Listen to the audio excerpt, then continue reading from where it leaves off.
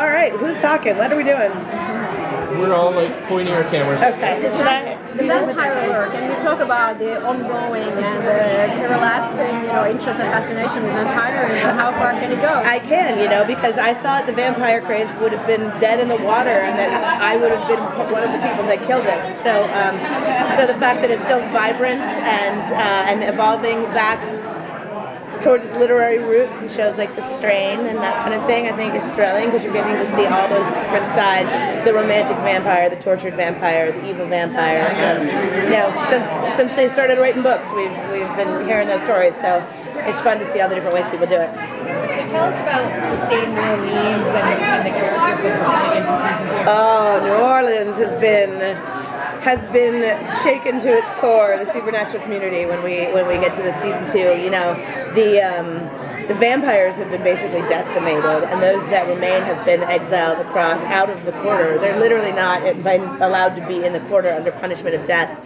So Marcel has taken up across the river, where we found him at the end of last year, and is basically in exile. And the originals have sort of closed up the gates to their compound, and locked them up tight because they're selling their grief, quote unquote. And those damn wolves with their moonlight rings, under the control of Francesca Guerrera, are ruling the roost and have made an alliance with the witches. So you're basically, it's no good to be a vampire in the state of Louisiana right now. No good at all. Are we going to meet some new characters? Yeah, we're going to actually meet some pretty awesome new characters. We got a little baby glimpse of who, the witch we're calling Cassie, but I think it was fairly clear to everybody who she really was. That there is, Big Mama sitting in there somewhere. And then a man who called her mother. So there's only a few people that could be, and we'll learn that very soon. We will meet sort of delightfully obnoxious, delightfully obnoxious, charming, and wildly handsome Caleb, played by Daniel Sharman, who is very cute and who takes a liking instantly to Davina, and who has a few secrets of his own. And I think those are the big ones, but it's a good mix of characters. Now, with Esther and Michael both back, will they be reunited at any point, or you know what? We are a good 5 episodes deep, and they have yet to become aware of the other. And so, what we are really looking forward to is the moment when Esther realizes Michael's back.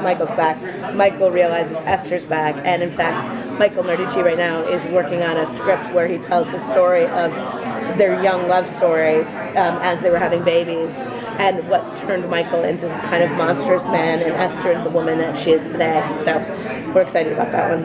Davina had kind of a badass moment in the finale with Michael. Are we going to see more of that from her in the season? Yeah, Davina's been sitting with him in her attic, basically, in the church attic, with him completely under her control, and he's starting to chafe a little bit at that, and starting to push back at her and trying to figure out if there are ways that he can get out of the situation, but she's holding firm, and they actually strike up a very interesting relationship that I enjoy. We kind of liken them a little bit to Arya and the Hound, in that he's kind of brutish and evil, and she's trying to keep her strength and learn a few things along the way from him as well. Is the whole collapsing of the other side thing going to affect the originals just as much? Like, how are they dealing with that? It's basically, that is the way that the collapsing of the other side is the way that Esther was able to come back and bring back ? And so for us, it was the opportunity, knowing we were doing on Vampire Diaries and that the other side was going away forever. We were like, it's now or never. We're either, bringing a brother and a mother back, or we're done.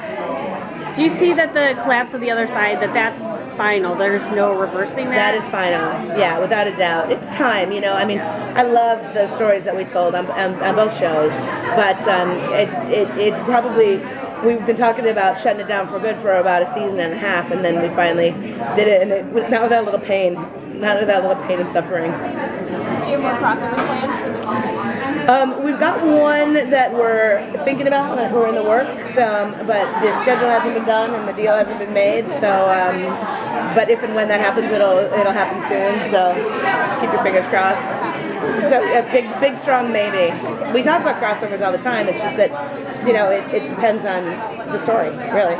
So the baby's not dead, but they've had to give it away. So how are Klaus and everyone, dealing with that loss and having to move on and have this big fake out? Yeah, it's been tough. And when we open the show, we're 4 months later, and so what we will see is that Elijah has been sort of making the rules on how they need to act and how they need to behave in order to sell the story perfectly. And for Klaus, that means literally not leaving the house for fear of blowing it. But he is so angry and so wired tight for vengeance, and he wants to go out and, as he says, I need to spill blood, and he can't yet because Elijah's calling the shots.